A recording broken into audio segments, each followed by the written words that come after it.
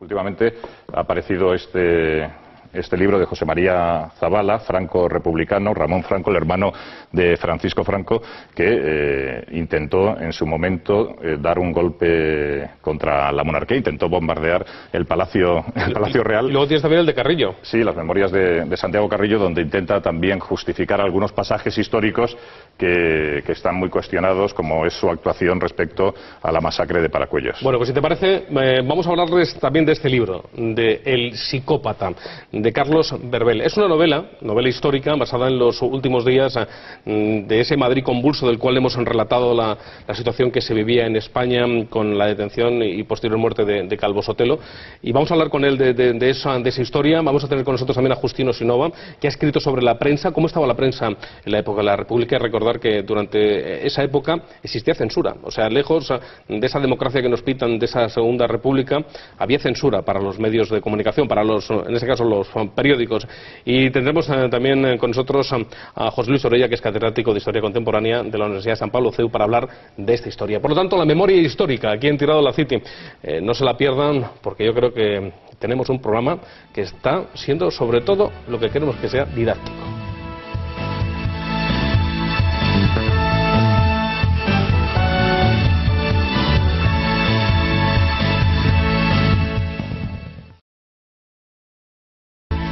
Enseguida seguimos hablando de la historia de la Segunda República, pero ahora que tenemos aquí el verano les invito a disfrutar del turismo de interior en nuestro país. Nos vamos a ir hasta una ciudad, Calatayud, cruce de caminos a 235 kilómetros de Madrid, 390 de Barcelona y lo más importante, con una parada de AVE, cuna del arte mozárabe en nuestro país y con importantes restos arqueológicos romanos, un lugar para perderse y soñar. Y qué mejor también que perderse y soñar que en este hotel que ya hemos disfrutado, Hotel Castillo de Ayud, un lugar innovador que ustedes están viendo, un palacete del año 1928 y un nuevo hotel con las mejores comodidades y lo mejor de todo, un importante spa para disfrutar, una mejor gastronomía. Este verano su lugar es Calatayud, Hotel Castillo de Ayud.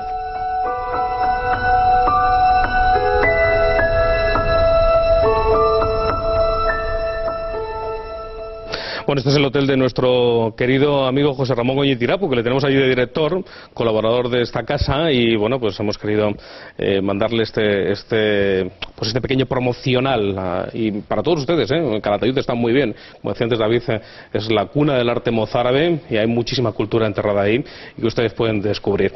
Seguimos con la Segunda República. Hoy parece que la historia es lo que nos inunda. Seguimos con la Segunda República y, como les decía, hablando de... tenemos como excusa este libro, que es El psicópata, de Carlos Berbel.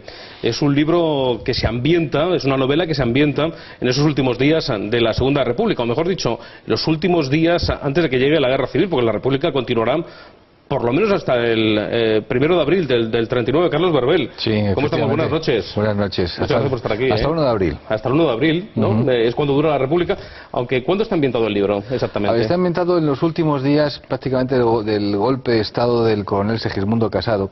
El protagonista es un agente, un inspector republicano, masón y comunista, o sea, rojo, que vivía en Barcelona, ha marchado a Francia después de la caída de toda Cataluña y vuelve a Madrid, enviado por el Partido Comunista para detectar y desarbolar el golpe de Estado. Pero en ese proceso se encuentra con una llamada de un viejo mentor suyo, un juez, que le dice: mi hija ha desaparecido justamente 48 horas antes de que se produjera el golpe, encuéntrala. Y la hija pues ha sido el primer gran amor de este hombre. Y ahí empiezan a juntarse las tramas y bueno, de alguna forma vamos desvelando qué ocurrió en sus últimos días de la República, que la verdad fueron lamentables, evidentemente. ¿Por qué El psicópata le pones de nombre a este libro? Porque fíjate, desde el principio de los tiempos, los psicópatas, gente que nace, son malos de sí, para que nos entendamos todo el mundo, pero malos, les gusta llevarse, hacer de todo, en una palabra. Harris, por ejemplo, con El silencio de los corderos, popularizó la figura del psicópata, pero el psicópata ha existido desde el principio de los tiempos. Entonces, el antagonista de esta novela es justamente esto, un psicópata. Pero cuidado, la palabra psicópata no empieza a utilizarse hasta el año 66. Con lo cual, no van a encontrar la palabra psicópata dentro del libro, pero sí cómo es el psicópata y cómo se desarrolla y qué es lo que hace. ¿Por qué haces una novela ambientada en la Segunda República y precisamente en esos días tan convulsos en Madrid? Pues fíjate, yo soy hijo de un militar republicano que perdió la guerra y nunca me explicaron concretamente qué es lo que pasó en los últimos tiempos, por qué cayó la República como cayó y qué es lo que pasó para que la República no funcionara. Y de alguna forma eso me llevó a una investigación sobre esa época de la guerra civil principalmente y sobre todo de por qué la República se deshace como un azucarillo en un vaso de agua en los últimos tiempos.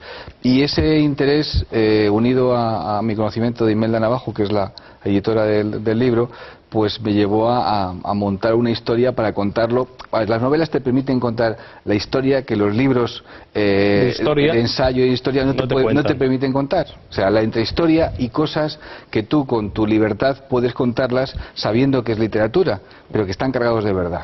O sea, de alguna forma ese es el gran éxito de la novela histórica, que te cuenta cosas pues como un cuento, pero que son verdad, pero que luego después no las puedes llevar a un ensayo porque a lo mejor te faltarían un dato o te faltaría contrastarlo, pero de hecho tú tienes la certeza de que eso ha sido verdad. Y la libertad que me daba la novela no lo daba un ensayo. Justino Sinova, buenas noches. Buenas noches. Bueno, periodista y escritor también de un libro precisamente ambientado en este caso, un ensayo sobre cómo era la prensa en esa Segunda República, ¿no? Sobre las relaciones entre el poder político y la prensa, Estado, ¿no? Y los problemas que el poder político causaba a la prensa, también algunas veces los problemas que la prensa causaba al poder.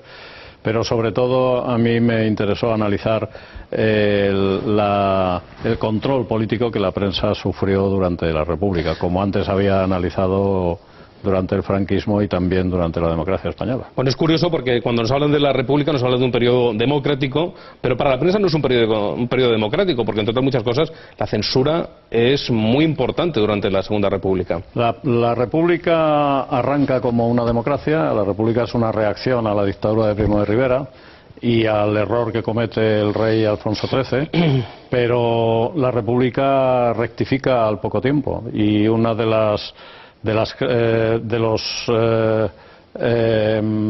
leyes que reflejan esas rectificaciones, la ley de defensa de la República, que arranca hazaña del Parlamento en cuestión de horas, y esa es una ley que rectifica el rumbo de la República. Es una ley que ocurre a los pocos meses y da al poder político facultades. El propio poder político se atribuye facultades para disciplinar y para limitar los derechos individuales, entre otros el derecho a la libertad de expresión. Comentábamos antes un episodio, que es el episodio de la muerte de Calvo Sotelo.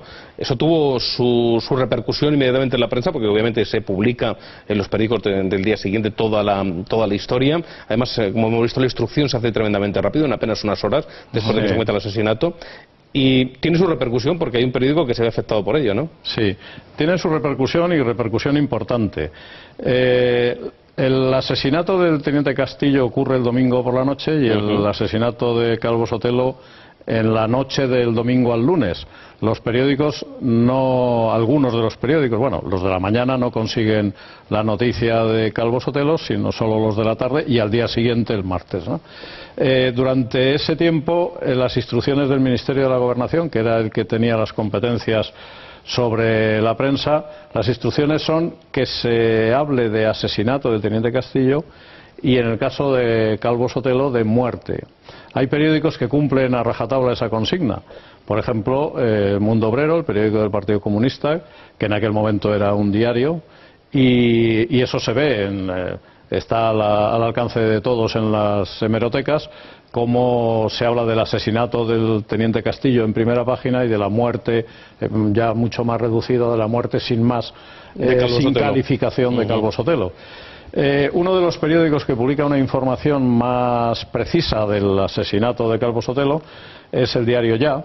Leído hoy, es impresionante cómo se hizo un reportaje en aquellos momentos de tensión enorme con informaciones muy cruzadas, cómo se hizo un reportaje de una precisión extraordinaria, porque todavía hoy ese reportaje es válido, ¿no? A pesar de que los descubrimientos que se han podido hacer de cómo ocurrieron los hechos. Bueno, pues el diario ya fue cerrado por el poder político, por el Ministerio de Gobernación, y ya no pudo levantar cabeza, ya no volvió a salir hasta que terminada la guerra civil.